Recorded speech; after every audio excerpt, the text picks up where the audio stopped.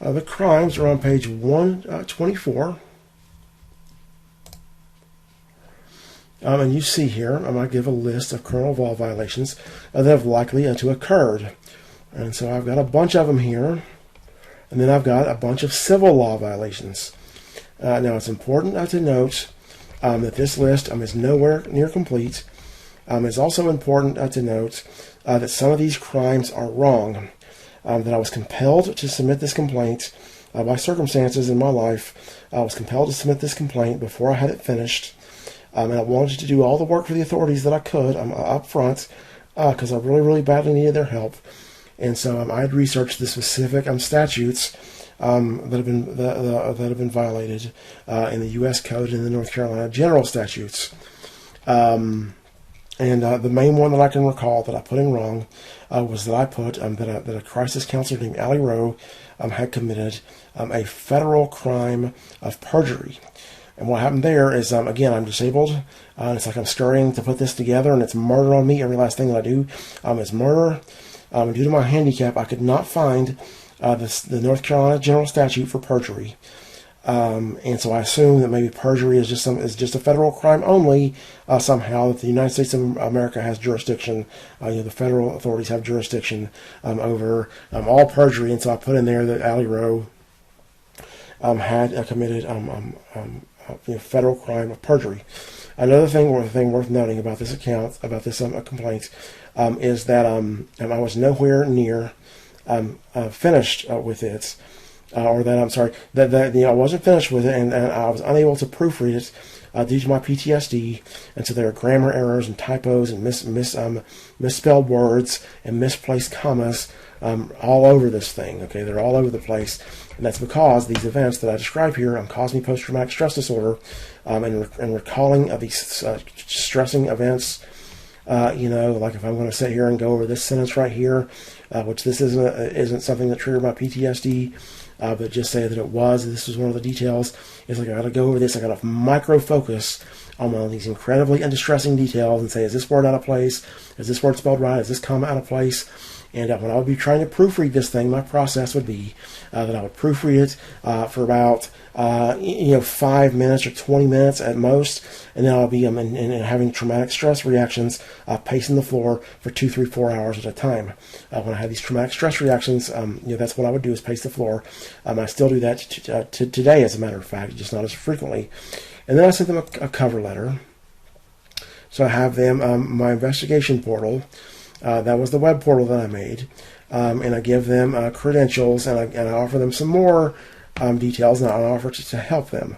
Okay, that's another thing. Please help me, and I will do what I can to help you. Okay, so I offer to help them here. I offer to help them again in this letter. And so, I submit them another complaint. Now, it took them 9 days exactly, about damn near to the minute, almost, to respond to the email about my first complaint. How many days do you think it took them to respond to the email about my second complaint? Okay. And the next question I've got here, I've got the complete list. I've got query parameters that give me the complete list of emails that I've sent to the criminal division or that I've received from the criminal division. And you will see here, we've got a bunch of emails that I have sent them. And I want to zoom out just a little bit. And so here you see me on October 13th of this year. I'm still emailing them. And this right here, this 11, this means that I've sent them 11 emails in this chain. This is how many emails that I've sent them, each of these numbers. And so I'm on page, this has got 1 of 50 of many. So here's 1 of 50 email chains of many. And we've got 11 here. Scroll down here. We've got 29, and this has got a draft attached to it. So that may be 28 or it may be 29. This one right here has got 31 messages. This has got 11, about 35. We'll keep going down here. You see there's one with 70-something, I think. Was there 70-something on one of these? Okay, 56. I thought I saw one with 70-something. There's one with 67. Here's one with 154 emails. We're on page 1 of my emails to the USDOJ. You can see here I'm barraging them with emails on different subjects. and this goes back to March 19th of this year that I've sent them all of these emails. Okay, and then here we can scroll down to the next page. We got 51 of 100, and you'll see here we got another one with 20-something emails, email after email after email.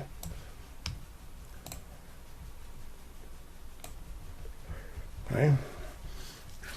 Okay, and you'll see here email after email after email after email. We'll keep going. Okay. We'll go through these faster because there's no point. And we'll go here.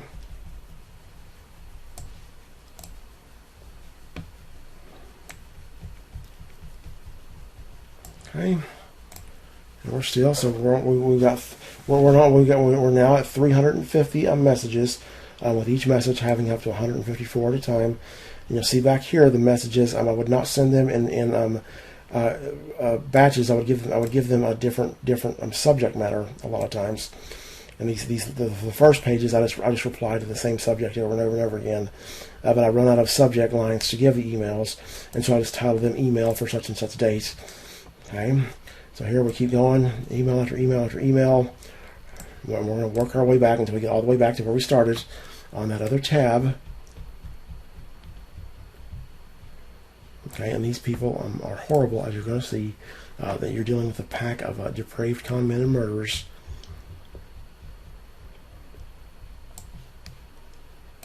Okay, and that one right there that you just saw, if you saw this on 8:30,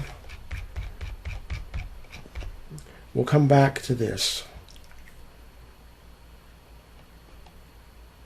Where was it at? I thought I had one on 8:30. Yeah, here we go. This one right here. We'll get back to that. We're going to continue. So now we've still got more and more emails. We're only back to 8/18/2021. Remember, I sent my complaint in October 2020. We're still going strong. Still going strong here. Okay, we're going strong here. We're still nowhere near back to October 28th, 2020. Okay, we're going.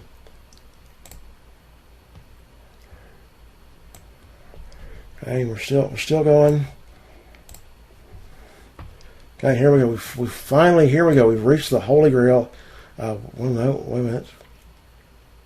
Oh no, we got one more page. Okay, and so there we are back. Okay, you probably don't have the brain power to count all these emails as I'm going through them, because there's up to 154 or 156 per email chain that I've sent them. And so I'll do it for you, because I've tallied these. I've got ways of tallying these that I can automate tallying these. And the last tally that I did is that I've sent the United States Department of Justice Criminal Division about 2,671 emails since October 28th, 2020. Okay, and so we're on almost the exact. Right now it's 10/24/2023.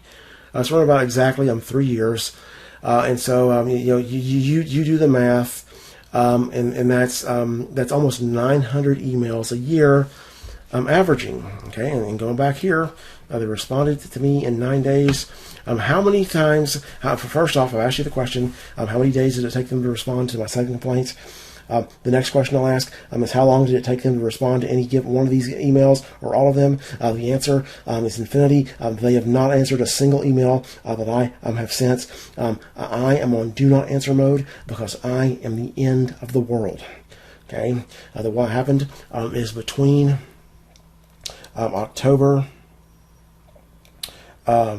between March of 2020, when I submitted my first complaints, and October 28th of 2020, when I submitted my second complaint. In between, Wells Fargo has gotten a heads up that they're going to be reported.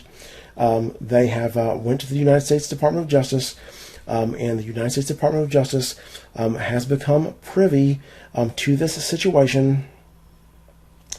They've gotten the gravity of the situation, and this is not something that you respond to. Okay, going back here,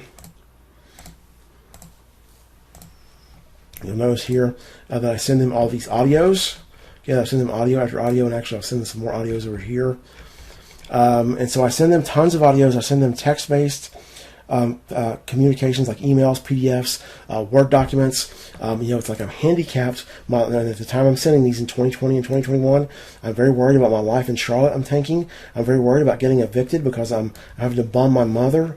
She's poor. I have to bum her for money for rent every month, and she's like cashing out. She's got these small retirement accounts.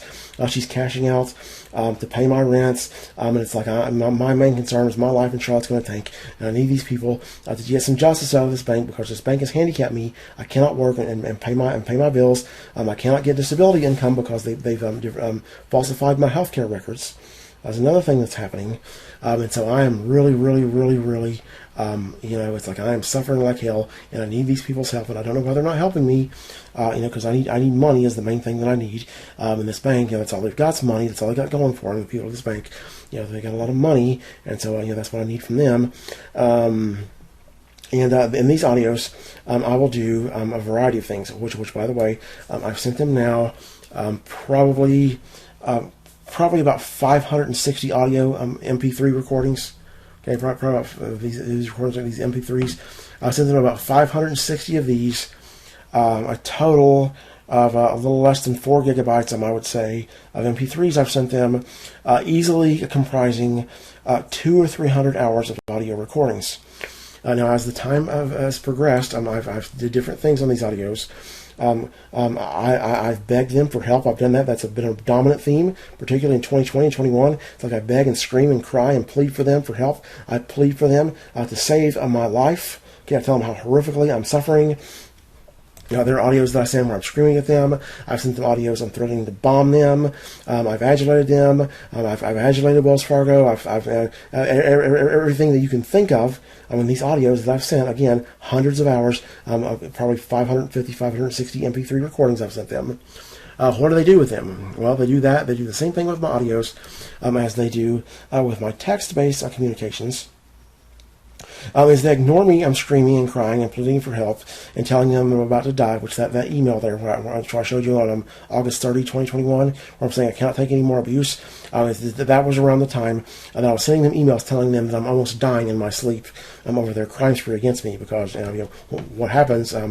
Maybe I missed this detail. Of course, well, I'm going to tell you, when the Justice Department gets the gravity of the situation, they start to implement a cover-up very, very fast, and the cover-up involves merciless criminal abuse against me. Okay, and this was causing me overwhelming, enormous stress. I damn near died in my sleep 3 times in August of 2021, and I tell them that I'm almost dying in my sleep, and they don't relent a bit. Okay, and what they do is they ignore my pleas for help. They ignore everything that's the main point of the audio, and they go through them and they mine the stuff in between. Okay, so if I'm sending them a set of audios that's about 3 hours long or 2 hours long, where I'm begging them for help and explaining to them that if they want me to help them with their cover-up, I'll lie on their behalf. I'll lie to whoever I need to. I'll do whatever I need. I just need my life saved.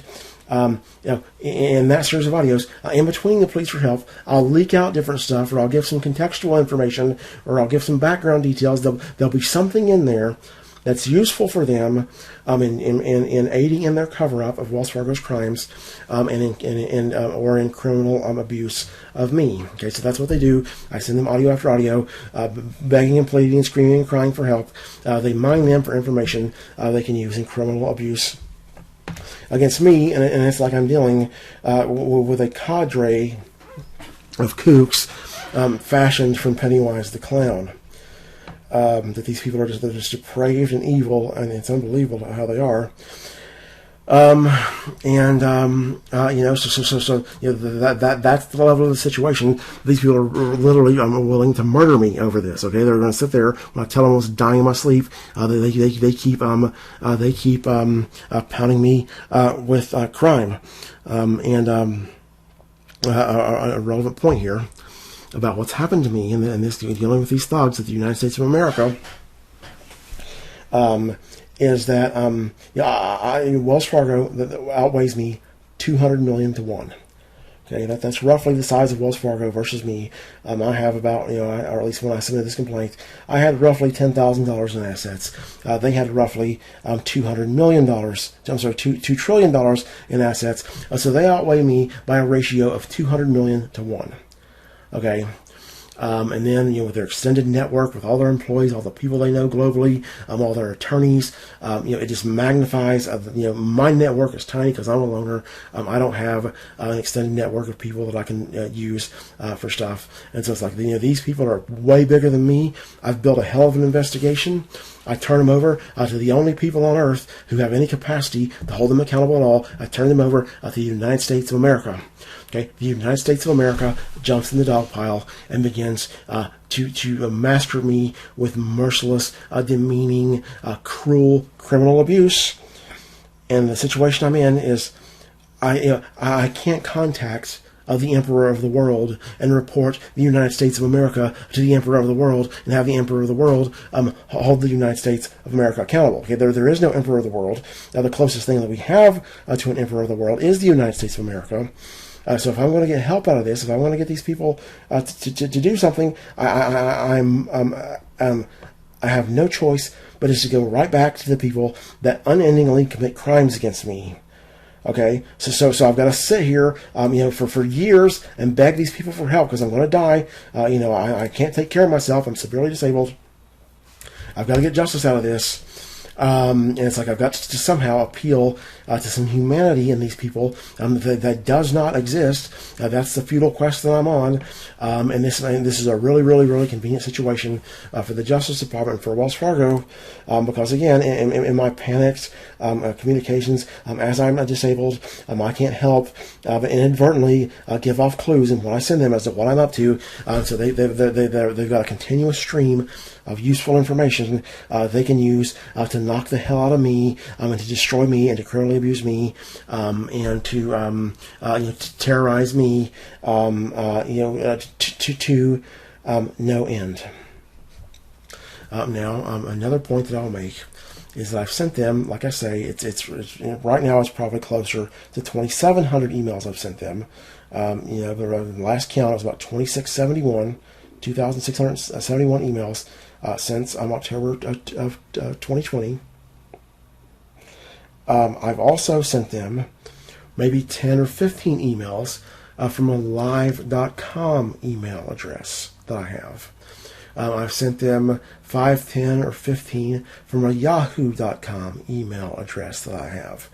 Now, this Gmail account, I've had this for well over 10, 12 years. Probably had this Gmail address for, 15 years for sure. It's been 11 and 12 years minimum. I can't remember. My live.com address is older than this one, so I've had that live.com address, for probably 18 years or something.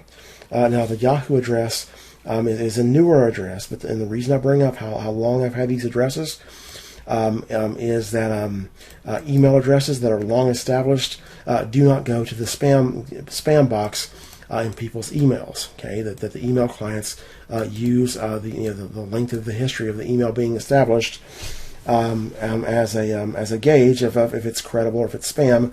And of course, you saw how they respond to me now here. Any claim that they make to have not received my emails is absolute bullshit. They're kidding themselves. And if you watch my video series, you'll see I go over as we get on into the section that deals with the cover-up, and I'll show you how they're very much reading what I say, and I'll give you examples of this where they go through my audios and stuff and look for information that they can use to abuse me. Okay, I'll give you a very, very clear example where that's exactly what has happened. And of course, maybe you're wondering, why don't they respond to me? Why don't they tell me fuck off? Why don't they just respond to me and say, we're not doing anything for you? Why don't they respond with something? Here, in light of to that question, I'll give you another detail about this that I discovered, that I figured out real early on, is that I send them these emails, and I send them stuff. I send them links, and like to my web portal and stuff like this. And what I figure out very early on is that the Justice Department does not want to do anything that would create a third-party record of them communicating with me. Okay, they don't want to create a third-party record anywhere that they have received any communications from me whatsoever. So if I send them my web portal and a link to it, there's going to be a log on my visitors log that's going to show the United States Department of Justice logged into my web portal. If I send them some other email address, if I send them a YouTube video, and the YouTube video doesn't have many views, and the views go up one, then that might be evidence, construed as evidence that they've watched it. Maybe it's an unlisted video that the only people who are going to watch are the people I send it to, and so they're real careful that they will not touch anything. So if I send them a link that exceeds Gmail's a file that exceeds, if I send them a file that exceeds Gmail's file attachment size limits, it will get sent as a Google Drive link. And they will not click on that Google Drive link to save their lives. At no cost will they click on this Google Drive link. And there are a few reasons for this. And this will explain, too, why they haven't responded to me.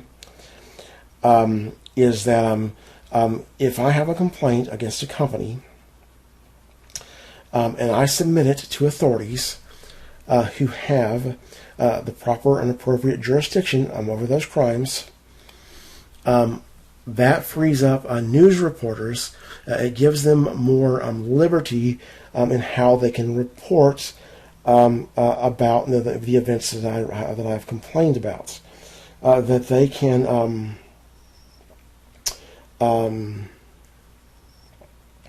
once I've submitted my complaint to the appropriate authorities, they have a much lower bar to meet in terms of slander and defamation and all these different false claims and all this other stuff. They're at liberty to basically parrot my evidence and parrot what I say.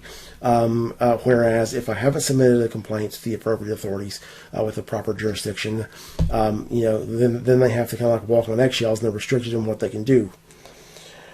And so that's one thing is that they don't want the media to know that I've submitted this complaint, because it's going to free up the media to report on it.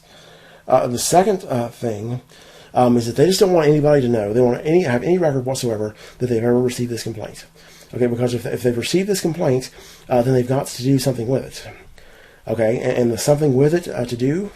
They're going to do something with it. In their minds, apparently, what this equates to is they're going to have to. It amounts to the end of the world. Okay, that they're going to prosecute. They're going to receive this complaint of these very, very serious crimes that have an airtight case for, the only option on their plate apparently is to prosecute this bank, which is going to result in a bank failure, and it's going to be the end of the world.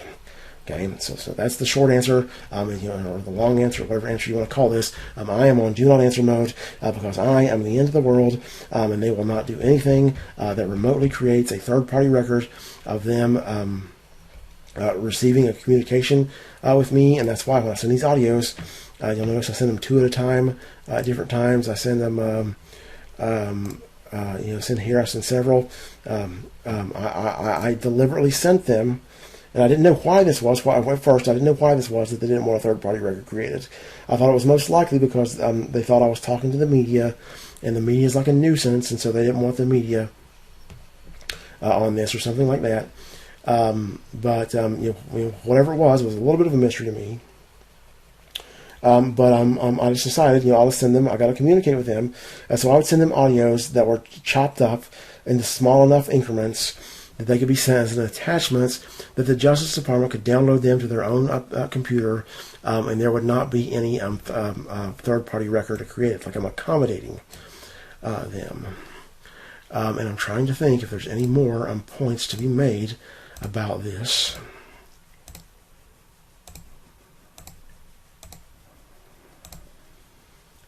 Well, I don't see trying to think if there's anything else that I need to say about these emails. But you saw here. This is a suspect detail. Obviously, they do not reply to my emails. It's extraordinarily suspect, and it's added on to the rest of the suspect details that are in my main video series where I go over the crimes, and also my supplemental. I got a different video series now, but I've got a video series of well over 100 videos where I go over the crimes, and you look at all my evidence on what has occurred is undeniable. Now I'm ahead of this video. This is Why Does the United States of America Do This to Me, Part 1. I have got 7 more videos that follow this one that they run a couple of hours long. I don't know the exact time, but it's an involved process where if this is a mystery to you at all, if it doesn't make sense to you, how the crimes committed against me by Wells Fargo amount to the end of the world. I explain that in detail. Okay, I explain how the bank's interconnected with the economy, how the economy works, with the interconnectedness of the economy. I go over a very, very thorough, detailed explanation of that. I go through hypothetical situations as to what's going to happen if the FDIC takes over this bank in a failure, how that's going to be a nightmare. Very, very detailed. You watch these next 7 videos, you will have it down very, very, if you're confused now, you won't be confused. At the end of that, you will have a very clear picture as to how this works with this bank failing, taking the whole economy with it, and so on and so forth. If you want to skip watching all those videos, though, I've got a shortened version here. As to answer the question, why does the United States of America do this to me? That is that Wells Fargo is a GSIB bank. GSIB is a term given by international banking bodies for banks for whom a failure would result in a global financial crisis. Stands for Global Systemically Important Bank. Wells Fargo is an enormous bank that is a global systemically important bank. And the next relevant detail is in 2020, February 2020, the United States Department of Justice signed a deferred prosecution agreement with Wells Fargo, where Wells Fargo agrees to not commit any more felonies. The agreement was over the millions of felonies that Wells Fargo committed against its customers in creating fraudulent accounts. And the agreement contains a provision that if Wells Fargo commits any more felonies, that the Justice Department will prosecute Wells Fargo for the new felonies and also for the millions of felonies involved in the fake accounts scandal. Okay, and it's very important to note here that this right here, if they prosecute them, that would be a bank failure. It would at least be a threat of a bank failure, because one of the penalties that the judge can impose is it could force the business to close down, which would be a bank failure. Okay, and then you saw, they announced this agreement in February 2020. In March of 2020, I'm already submitting a complaint of very, very, very serious crimes committed by this bank. And the crimes are so serious, especially in light of this, that they've already committed these millions of crimes, that they've had me kidnapped. They've one crime involved in this kidnapping that Wells Fargo sponsored, and that Wells Fargo was behind the planning of this crime. The officer committed a federal crime. In addition to kidnapping, he committed a federal crime called deprivation of rights under color of law. And the circumstances of that specific crime that he committed against me are such that he is facing literally life in prison. Okay, and Wells Fargo was behind this in its entirety. You'll see that if you go over my videos. Okay, so that's the level of the seriousness of the crimes. It would be an indefensible decision to allow this bank to continue to exist. It would put the onus on the U.S. DOJ to criminally prosecute Wells Fargo, and it would put the onus on the OCC to revoke the bank's charter. Okay, and revoking the bank's charter would be, by definition, a bank failure. Okay, that would be a failure of Wells Fargo. This thing that cannot happen, with these too big to fail banks. GSIB, failure is going to cause a global financial crisis. Well, we're going to cause a global financial crisis. Okay, that's what that is. The consequence of this is a bank failure of Wells Fargo would very likely, as a matter of fact, almost certainly, result in catastrophic damage to the U.S. and global economy, and it would cause it would be a potential global financial crisis that the world economy would not be able to recover from. Okay, so this is the irreversible, unrecoverable end of the economy of the entire Earth. That's what this situation with me threatens. Okay. I invite you. I think I've done pretty good. And of course, these videos, I'm handicapped. It's extraordinarily hard on me to make these videos. I'm feeling very, very distressed right now from the effort it's taken. My brain is broken, and so I don't have time to plan and rehearse and edit and do stuff like this. I just have to sit here and talk. Just think out loud, basically. And so there is that flaw. But I have done, I believe, a very, very good job of explaining, how this works in much more detail than I have here.